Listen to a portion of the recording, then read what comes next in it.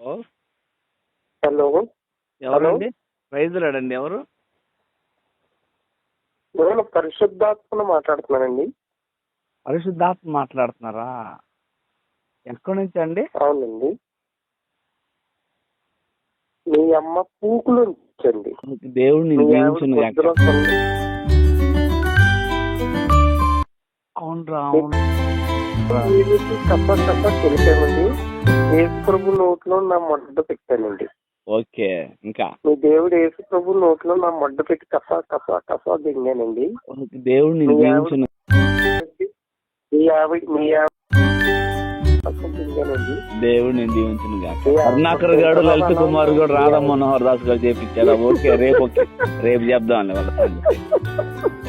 రేపు చెప్దాంలే. అర్థమైందిలే. నాకు తెలిసి కరుణాకర్ గారు, లలిత్ కుమార్ గారు, రాధా. హోంమంత్రి అనిత గారికి మా నమస్కారాలు.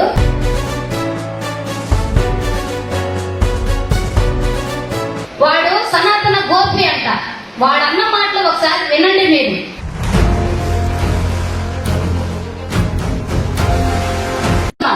మా ఊరిని, మా వర్గాన్ని ఎత్తి తిట్టాడు వాడు.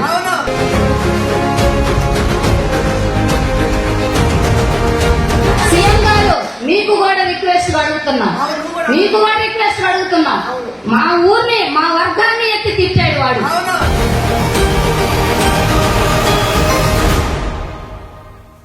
పుల్లారావు గారు, మీకు నమస్కారాలు. మా నియోజకవర్గంలో మా ఓట్లు ఇంటింటికి వచ్చి అడిగి వేయించుకున్నారు కదా.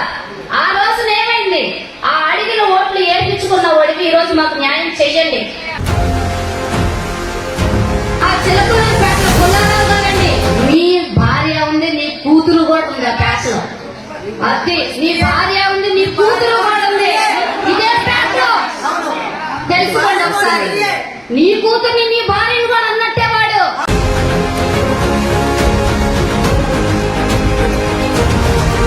ఇవాళ రోజు మాకు న్యాయం జరగకపోతే మేము ఊరుకునేది లేదు. ఎంత దూరం వెళ్ళాలో అంత దూరం వెళ్తాం. ఎక్కడ దాకా వెళ్ళాలో మీరు చెయ్యకపోతే చేసే వాళ్ళ దగ్గరికి వెళ్తాం. అది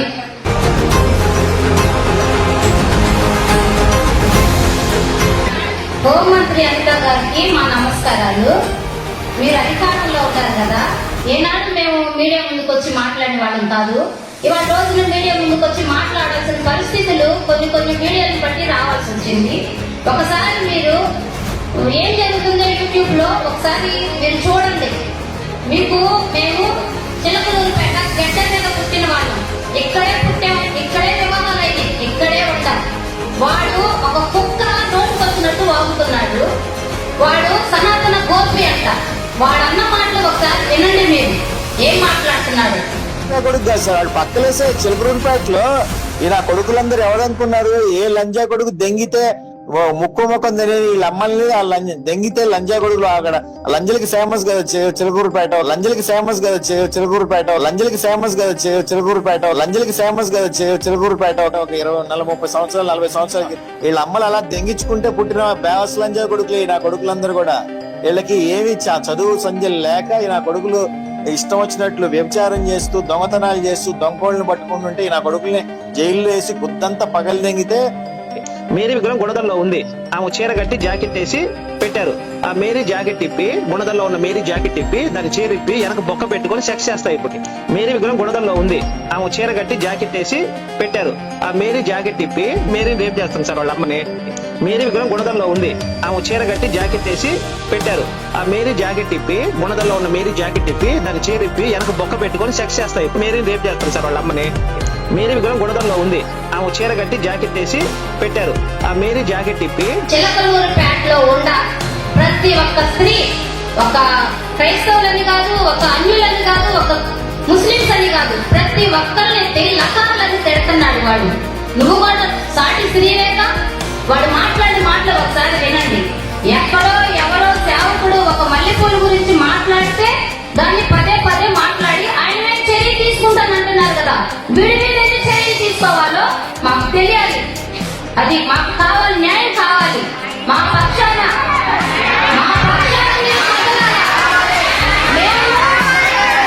మేము ఓట్లేసి మిమ్మల్ని గెలిపించుకున్నది ఊళ్ళ కాదు. పుల్లారావు గారు, మీకు నమస్కారాలు. మా నియోజకవర్గంలో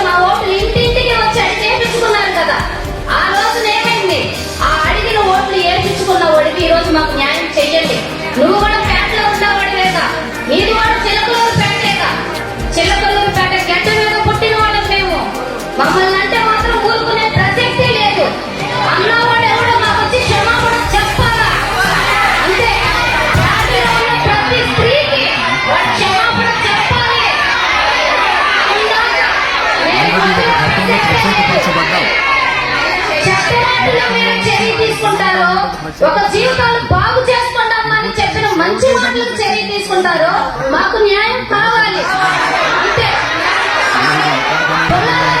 మీకు మరొక మాట హెచ్చరిస్తున్నామండి, రిక్వెస్ట్ చేయకుండా మా ఇంటికి వచ్చి అడిగారు ఓట్లు, మీరు వేసిన ప్రతి అడుగు మీరు లెక్క పెట్టుకోండి. ఎవరేస్తే మీరు గెలిచారో, ఎవరి వల్ల మీరు అధికారంలో కూర్చున్నారో. ఇవాళ రోజున పేటలో ఉన్న ప్రతి స్త్రీని అన్నాడు వాడు సనాతన గోపి అంట. వాడు ఎవడో వాడు రావాలా, మాకు క్షమాపణ చెప్పాలా. వాడు చెప్పేంత వరకు మేము ఈ పరిస్థితి వదిలేదే లేదు. మాకు న్యాయం జరగాలి. వాడు కూడా ఒక తల్లికి పుట్టినడేగా, మేము వ్యభిచారం చేస్తే వాళ్ళు పుట్టిన బిడ్డల. రేపు రోజున మా కుటుంబాలు, మా కాపురాలు ఏం కావాలి? మా భర్తలు ఉంటారా?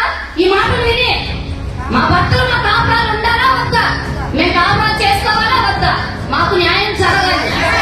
న్యాయం జరగకపోతే, మాకు న్యాయం జరగకపోతే అవసరమైతే మేము ధర్నాలే చేస్తాం. పేట కథలెత్తి రోడ్డు ఎక్కుతాం. ఏ నాడు కూడా మేము వచ్చి మాట్లాడినాడు కాదు. ఇవాళ రోజున ఒక కుక్క మాటలు మాట్లాడిందని వాడి వల్ల ఇవాళ రోజున ముందుకొచ్చి మిమ్మల్ని అధికారుల్ని అడుగుతున్నాం. అడగాల్సి వచ్చింది. ఏనాడు కూడా మీ పేర్లు ఎత్తిన వాళ్ళం కాదు, మిమ్మల్ని ఏమి అడిగిన వాళ్ళం కాదు. మీరు మాకు ఏ హెల్ప్ చేయకపోయినా ఈ విషయంలో మాకు న్యాయం చేయండి అంతే. న్యాయం జరగకపోతే మేము ఊరుకునేది లేదు. రోడ్డు ఎక్కుతాం, ర్యాలీలు చేస్తాం, ధర్నాలు చేస్తాం. ఆ పరిస్థితి వచ్చిందాకా ఉండకుండా ఇవాళ రోజులు మాకు న్యాయం చేస్తారా? ఆ కుక్క చేత మాకు క్షమాపణ చెప్పిస్తారా? మాకు తెలియాలి. మాకు సమాధానం మీ నోటు నుండి, హోంమంత్రి అనిత నుంచి, మీ పుల్లారావు గారి నోటు నుండి మాకు సమాధానం రావాలి. అది మరేమ్మ తల్లిని పేరెత్తి ఆమె జాకెట్ ఇప్పి, ఆమె చీరిప్పి విగ్రహాన్ని, అదే విగ్రహాన్ని వ్యభిచారం చేస్తాను